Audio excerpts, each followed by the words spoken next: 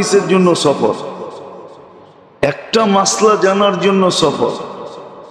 কেন? ও জানে যতক্ষণ পর্যন্ত আমি চলতে থাকব, হাদিস নিব, আবার বাড়িতে ফিরতে থাকব, আমি যত জায়গা অতিক্রম করব, ওই মাটির বালুর কণাগুলা থেকে নিয়া চতুর্দিকের তরুলতা, গাছপালা, পাহাড় পর্বত, এমনকি গর্তের পিপিলিকা, সমুদ্রের মাছ পর্যন্ত আমার জন্য মাগফিরাতের দোয়া করতে থাকবে। আর আমি যদি রাস্তায় মারা যাই তো শাহাদতের মালাটা আমাকে পড়াবে আগে, তারপরে মালাকুল মউত আমার রুটা নিবে। এটা তো হলো স্থলের ব্যাপার। যদি জলের সফর হয়, পানির সফর, তো রু নেওয়ার সময় আল্লাহ মালাকুল মউতকে বলবে তুমি সরো, তো সরা যাবে, তা আল্লাহ কুদরতি হাত দিয়া তার রু উঠায় নিয়ে যাবে। সে জানতো।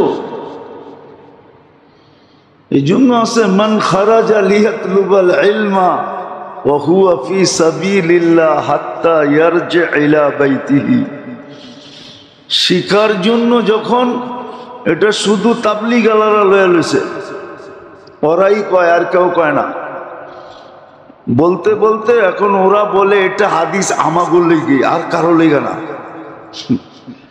আর কারো ভাগ্যে এটা জুটবে না, এটা শুধু আমাদের জন্য। এটা যে প্রত্যেক শিক্ষিত, প্রত্যেক ছাত্রর জন্য, প্রত্যেক শিক্ষণীয় ব্যক্তির জন্য, এটা ভাবে না। আমি যেটা বুঝাইতে চাইতেছি, গত জুমা বুঝাইছি, এই জুমা বুঝাইতেছি, ইবাদত এই জন্যই দিছিলেন। ইবাদতের পাবন্দি আমাদের উপরে এই জন্যই ছিল, ইবাদত লাগু আমাদের জন্য এই জন্যই করছেন। সর্বকর্মের তরতিব এই জন্যই দিছিলেন, সুন্নত তরতিব এই জন্যই দিছিলেন, যে দেহেরটা তো মিলবে মাটির থেকে উৎপাদিত, কিন্তু আত্মারটা মিলবে কোত্থেকে? এটার জন্য এটা আল্লাহর ইহসান, মেহেরবানি, দয়া, করুণা, আল্লাহর ভালোবাসা। আল্লাহ নাও দিতে পারতেন, কিন্তু মেহেরবানি করে দিয়ে দিছেন। মসনুন দোয়া এই জন্য, প্রত্যেক কর্মের দোয়া আছে, করার তরিকা আছে। ইবাদত বন্দিগি যেটা আমাদেরকে দিছেন, জিক্র তেলাওয়াত যেটা আমাদেরকে দিছেন, তসবিহ তাহলিল যেটা আমাদেরকে দিছেন, এটা অনলি আত্মার জন্য দিছেন। এই জন্যই তো শরীরের গবেষক বলে দিছে, গবেষণা করতে করতে করতে করতে এক পর্ব ওর ভিতর থেকেই লেখা আসছে, এলাজ হো সকে গজা সে পরহেজ করো দওয়া সে। এটা ওর কথা না, এটা ওর ভিতরের চিৎকার। ও গবেষণা করে দেখছে, ঠিক আত্মার প্রয়োজন মিটানোর জন্য আল্লাহ ইবাদত দিছিলেন, বন্দেগি দিছিলেন, জিকির দিছিলেন, তেলাওয়াত দিছিলেন, তসবিহ দিছিলেন, তাহলিল দিছিলেন, এমনকি দোয়া দিছিলেন, দোয়া দিছিলেন। এই জন্য হাদিসে আছে, কেউ যদি উজু করে ঘুমায়, বিছনায় যায়, তোর বিছনা ফেরেশতা দখল করে। ওই ঘুমে মারা গেলে ইমানি মউত হয়। বরং এক রেওয়ায়েতে তাকাইলে দেখা যায় শাহাদতের মউত হয়। ফেরেশতা দখল করে, সারা রাত্র শয়তানকে ওই বিছনার কাছে আসতে দেয় না, মউতের সময়ও আসতে দেয় না, ধোঁকাও দিতে দেয় না। ফেরেশতা উপর দূরের থেকে হাত দেখায়, চেহারা দেখায়, আমরা আসি, খবর আছে আইলে, আসতে দেয় না। উঁচু করে বিছনায় যাওয়া, বলবেন শুইলেই তো, ঘুমাইলেই তো উঁচু চলে যাবে, যাক না। চলে যাবে, এটাই স্বাভাবিক। কিন্তু বান তো দিছিলেন, কি বাদ তো দেওয়া হয়েছিল, ঠিক না? কি বাদ তো দেওয়া হয়েছিল, প্লাবনে ভাঙ্গা গেছে। অভিযুক্ত আর কারো উপরে উঠবে না, ঠিক না? না উঠবে না? উঠবে? হ্যাঁ, আর বাদেই দেন নাই, তাহলে তো অভিযোগের আঙ্গুল উঠবেই, ঠিক না? তো উঁচু ভাঙবেই, কিন্তু আপনি উঁচু কইরা শুইছেন কিনা এটা হলো বিষয়। ইবাদত বন্দেগী এই জন্য ছিল যেন আত্মার খোরাক হয়, আত্মার প্রয়োজন মিটে, আত্মার ভিটামিনের চাহিদা পূর্ণ হয়, ক্যালসিয়ামের চাহিদা পূর্ণ হয়, যা যা আত্মার প্রয়োজন এই চাহিদা গুলা যেন পূর্ণ হয়। এই জন্য কিছু ইবাদত ছিল যেটা অতীব করণীয়, করতেই হবে, না করলে কোনো উপায় নেই। যেমন নামাজ পড়তেই হবে, তা না পড়া উপায় নেই, কোনো যুক্তি তর্ক দিতে পারবেন না। কেননা আল্লাহ তো বলছেই, দাঁড়ায় না পড়তে পারলো বৈশা পড়ো, নাইলে মসজিদে মুসল্লিতে চেয়ার বেশি হইল কি করে? বৈশা পড়ো, বৈশা পড়ো না শুয়া পড়ো, সর্বশেষ ইশারায় পড়ো। এই স্তর আসতো না, চাইর স্তর হইতো না, দাঁড়ায় পড়ো, বৈশা পড়ো, শুয়া পড়ো, ইশারায় পড়ো, তাহলে এই স্তর আসতো না। এটা অতীব করণীয়, রোজা অতীব করণীয়, যাকাত অতীব করণীয়, হজ অতীব করণীয়, করতেই হবে। কিছু করণীয় ছিল, করতেই হবে। আর কিছু কিছু রাখছেন, আরো আছে সুন্নতে মুআক্কাদা অতীব করণীয়, ওয়াজিব অতীব করণীয়, করতেই হবে। এটা আত্মার খোরাক ছিল, আত্মার আত্মার উপাদান ছিল। হ্যাঁ হ্যাঁ, শরীরের উপাদানের ভিতরে আত্মার উপাদান নাই, কিন্তু হ্যাঁ আত্মার উপাদানের ভিতরে শরীরের উপাদান আছে। এটা আল্লাহর রসুল আঙ্গুল দিয়া দেখায় দিয়া গেছেন, কিতাবে এখনো লিপিবদ্ধ আছে, লিপিবদ্ধ আছে। নাইলে এই দোয়া কেন আসতো? ফজরের পরে 3 বার পড়ো সুবহানাল্লাহি ওয়া বিহামদিহি, সুবহানাল্লাহি ওয়া বিহামদিহি, সুবহানাল্লাহি ওয়া বিহামদিহি, সুবহানাল্লাহিল আযীম, ওয়ালা হাওলা ওয়ালা কুওয়াতা ইল্লা বিল্লাহ।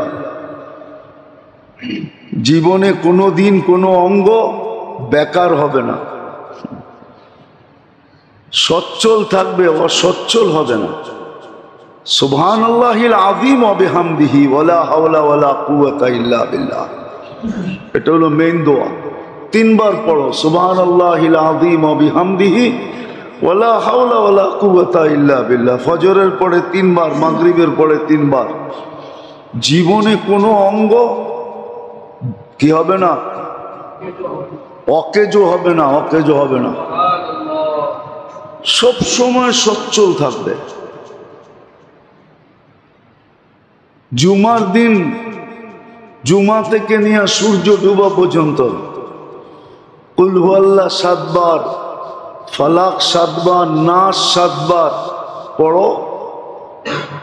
1 সপ্তাহ কোনো কঠিন রোগে আক্রান্ত হবে না, না না না। কেন এই কথা হাদিসে আসতো? কোনো কঠিন রোগে আক্রান্ত হবে না। আবার পড়লে আবার হবে না, আবার পড়লে আবার হবে না, পড়তে থাকো। তো আত্মার উপাদানের ভিতরে দেহের উপাদানও আছে। আত্মার উপাদানের ভিতরে দেহের উপাদানও আছে। কিন্তু দেহের উপাদানের ভিতরে আত্মার উপাদান নাই। অথচ আত্মা নিয়ে দেহ নিয়ে আমরা সারাদিন পেরেশান। এটা নিয়ে ভাবনা, এটা নিয়ে চিন্তা, এটা নিয়ে শিক্ষা, এটা নিয়ে দীক্ষা, এটা নিয়ে স্কুল, এটা নিয়ে হাই স্কুল, এটা নিয়ে কলেজ, এটা নিয়ে ইউনিভার্সিটি, হ্যাঁ সব এটা নিয়ে, আত্মা নিয়ে নাই। অথচ আত্মারটার ভিতরে দেহেরও ছিল। এই জন্যই তো যে দেহ নিয়ে গবেষণা করছে, আত্মা নিয়ে যে গবেষণা করছে সেও লিখছে এলাজ হো সকে দোয়া সে, পরহেজ করো দাওয়া সে।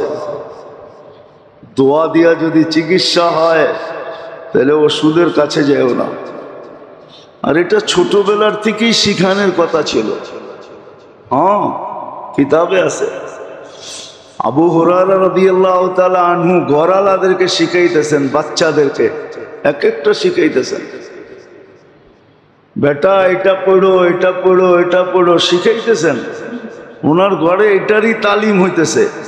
উনি বাইরে তালিম দেন একরকম, ঘরে আইসা দেন আর একরকম। শিখাও, এটা পড়ো, এটা পড়ো, এটা পড়ো। আমি অহংকার করে বলতেছি না আপনাদেরকে, আমি লোক নিয়ে আসতে পারি এখানে। ওটির থেকে ফিরে আসছে, ওটির থেকে গলায় কাটা বিচ্ছে, অপারেশন হবে, অপারেশন। আমারে ফোন দিছে হুজুর, কিন্তু ভয় তো পাইতেছে। আমি বললাম যদি বিশ্বাস করেন তাহলে চেষ্টা করে দেখতে পারি। বলছে কি? বলছে গলায় কাটা লাগছে। আমি ফোনটা দেন দেখি কি হয়। কোরআনের আয়াত আছে, শিখামু না?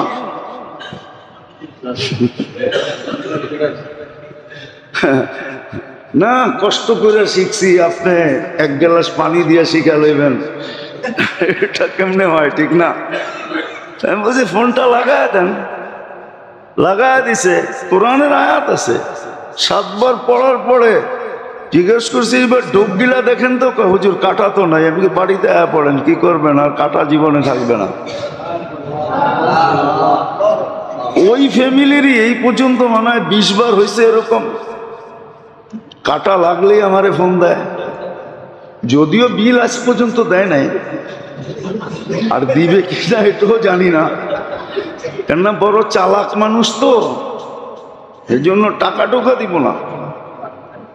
হ্যাঁ, সত্য এটাই আছে। দোয়া 2 মিনিটে জ্বর চলে যাবে, 2 মিনিটে গামায়া জ্বর চলে যাবে, আছে দোয়া।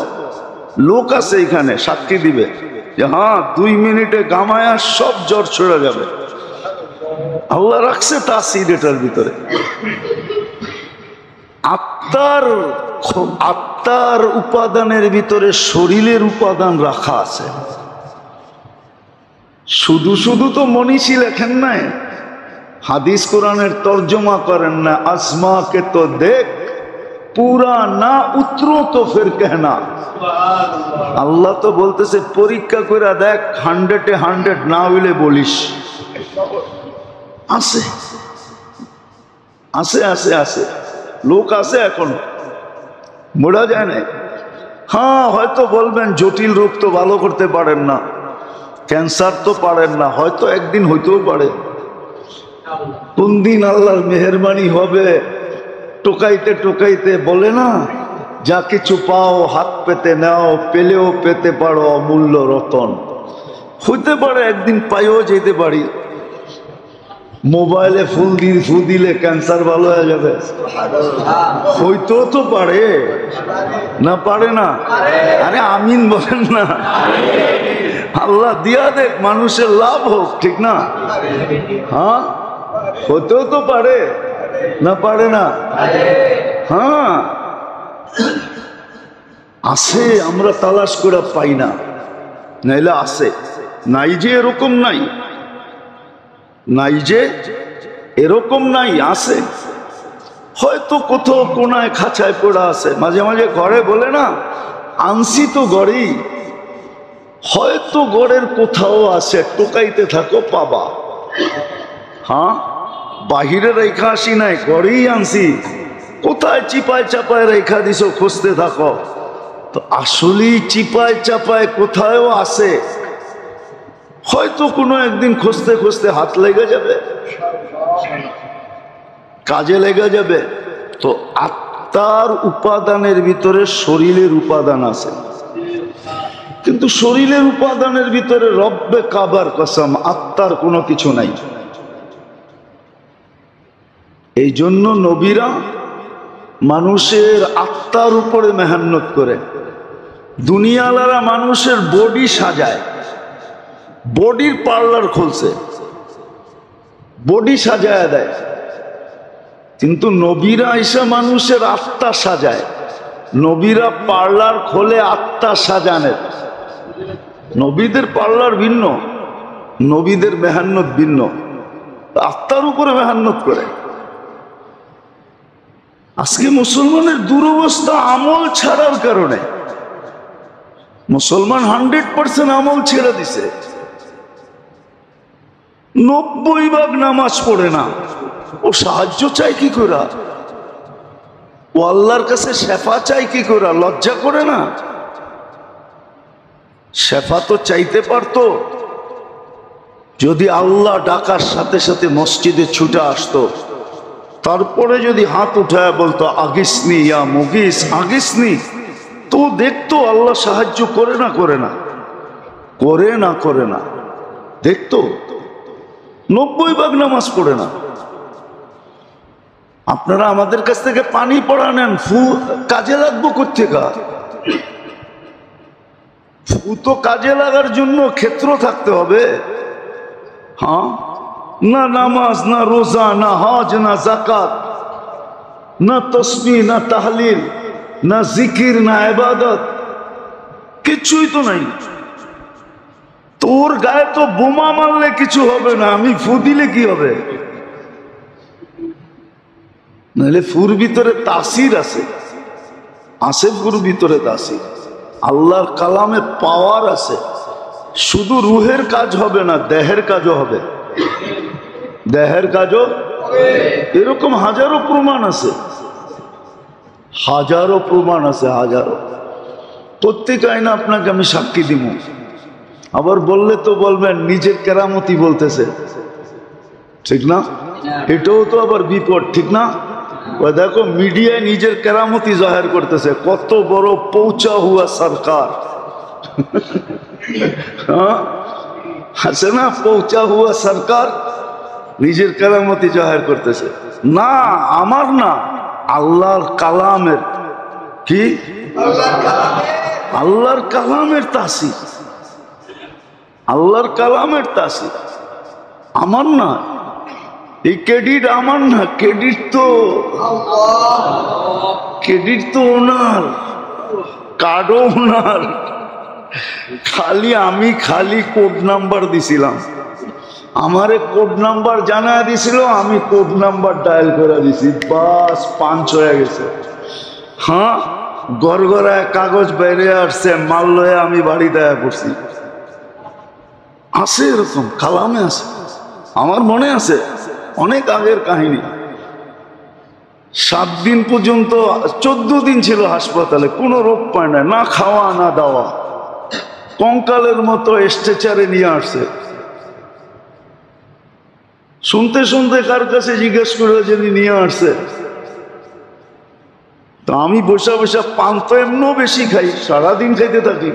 আমি পান খেতেছিলাম, যখন আয়না নামায়া চোখের পানি ছেড়ে দিছে, যে ডাক্তার ফেল, কিচ্ছু বোঝে না কি হইতেছে। তো বাস 2 মিনিটও লাগে নাই, গায়েও ছুঁইতে হয় নাই, শুধু স্ট্রেচারে টোকা দিতে দেরি, লাফ দিয়া বসতে দেরি করে নাই। সব বরবরায় বইলা দিছে, কি হয়েছে না বইলা উড়ায়া দেয়। যেমন আসগাসু আহলাম বইলা উড়ায়া দেয়। ইউসুফ আলাইহিস ইসলামের জামানায় মিশরের রাজা যখন স্বপ্ন দেখছেন, হ্যাঁ, জীর্ণ শীর্ণ 60টা গাভী, মোটা তাজা 60টা গাভীকে খায়া ফেলতেছে। তো যারা স্বপ্নের ব্যাখ্যা জানতো দরবারে, তাদেরকে জিজ্ঞাসা করছিল এটার ব্যাখ্যা কি, তো বলছে আসগাস ও আহলাম, এটা ব্যাখ্যাহীন স্বপ্ন, ফালতু। কিন্তু যখন ইউসুফ আলাইহিস সালামের কাছে গেছে তো সে এমন তথ্য বাহির করে দিছে, আর যেটা সত্যে রূপান্তরিত হয়েছে, দুনিয়াকে তাক লাগায় দিছে। তো আজকে আমরা বললেও জাতি বলে আসগাস ও আহলাম, ফালতু জিনিস। ঠিক, এই জন্য দেখবেন ইউনিভার্সিটি, কলেজ সলেজ সব দেহ নিয়ে সারাদিন গবেষণা করে। ডাক্তারকেও দেখবেন সারাদিন ও দেহ নিয়ে ভাবে। কোনো ডাক্তারও তার আত্মা নিয়ে ভাবে না যে আমার দেহটার যদি এরকম প্রয়োজন হয়, তাহলে যেই দেহটা আমার আত্মাটা আমাকে বাঁচায় রাখলো, ওর কি কোনো প্রয়োজন নাই? আজকে মুসলমানের দুরবস্থা এই জন্যই। আল্লাহ যে মুসলমান থেকে মুখ ফিরায় নিছেন, রহমতের দৃষ্টি ফিরায় নিছেন, নারাজ যদিও না বলি, আল্লাহ নারাজ হয়ে গেছেন এটা যদিও না বললাম, তাহলে এই শব্দ যদিও আল্লাহর জন্য শোভনীয় না, কিন্তু বুঝানোর জন্য বলতেছি, অভিমান অবশ্যই করতেছেন। আজকে মুসলমানের সাথে আল্লাহর অভিমান, নাহলে মুসলমানের এই দুরবস্থা হবে কেন?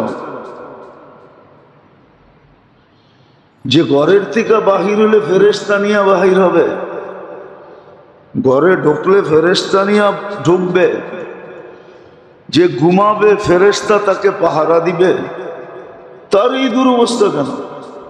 যে 24 ঘন্টা ফেরেশতার সুরক্ষার ভিতরে থাকবে, যাকে 24 ঘন্টা হেফাজত করার অঙ্গীকার আল্লাহ দিতেছেন, উলাইকা লাহুমুল আমান। আজকে মুসলমানের দিকে তাকানোর কেউ নাই, দুরবস্থার শিকার। মুসলমান মারতেও কোনো জবাবদেহিতা করতে হয় না, এদের সম্পদ লুটলেও কোনো অসুবিধা হয় না। কেন এই দুরবস্থা হবে? বিজাতি তো লুটেই, একজন আরেকজনেরটা লুটতে কখনো মনে হয় না, মনের আকাশে কখনো কিঞ্চিত এই ভাবনা আসে যে আমি যে আর মাল লুটা নিতেছি, কালকে আমি আল্লাহকে কি মুখ দেখাবো? বলেন আমার সমাজে কি চলে না? হ্যাঁ, লুটমারি তো চলতেছে, ঠিক না?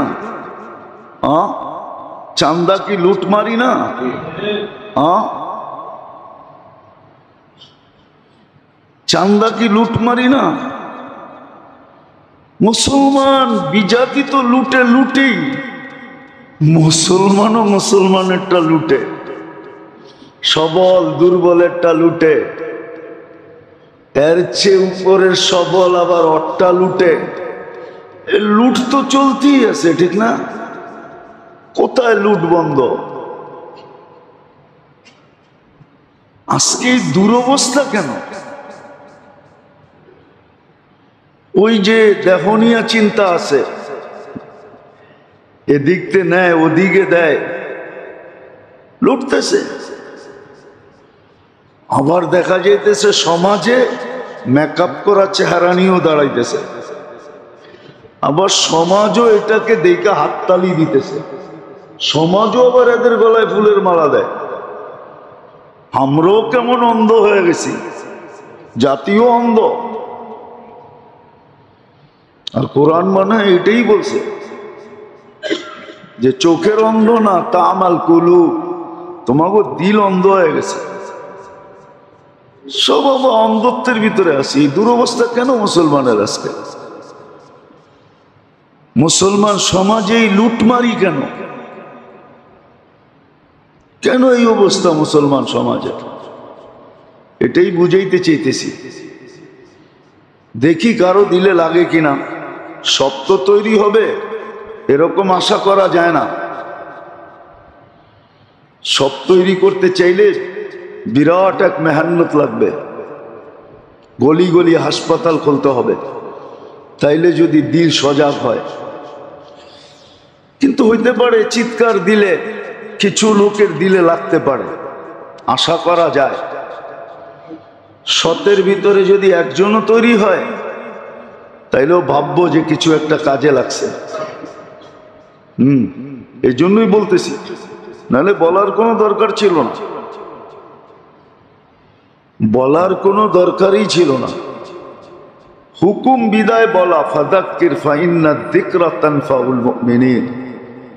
হ্যাঁ, কেউ যদি ইমানদার থাকে তাহলে ওর কাজে লাগবে, যদি আসলেই ইমানদার হয় তাহলে কাজে লাগবে। আর যদি ফর্মালিটি শো ইমানদার হয়, শো যে ইমান তো নাই, ইমানদার তো না, কিন্তু শো বাপ দেখাইতেছে ইমানদারের, ঠিক না? রাগ হয়ে যাবে বললে। আবার দেখবেন জুমার দিন দেখবেন কিছু মুসল্লি আসে, মনে হয় ওর মতো কুতুব আর দুনিয়াতে কেউ নাই, এমন বাপ চক্কর নিয়ে আসে।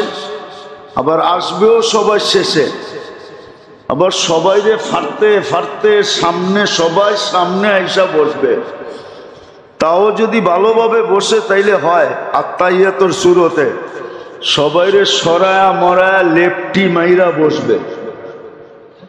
দেখবেন প্রত্যেক মসজিদেই আসে, এরকম কিছু লোক আছে না? নাই? এই জন্যই তো আমাদের বলতে হয়, নাহলে বলার দরকার ছিল না। ভাব নিয়ে আসে যে বড় কুতুব আসছে আর কি। তো আমরাও এরকম ইমানের ভাব নেই, বাস্তব ইমান নেই। ইমান থাকলে তো এই সমস্ত কথা, হায় হায় হায়, সবকিছু খরচ করে হলো এগুলা নিত উঠায়া। ছিল এক জমানা ছিল, তাইলে এক হাদিস আনার জন্য রাশিয়ার থেকে সিরিয়ার রাজধানী দামেস্কে যাবে কেন? 6 মাসের রাস্তা কেন অতিক্রম করবে এক হাদিস আনার জন্য?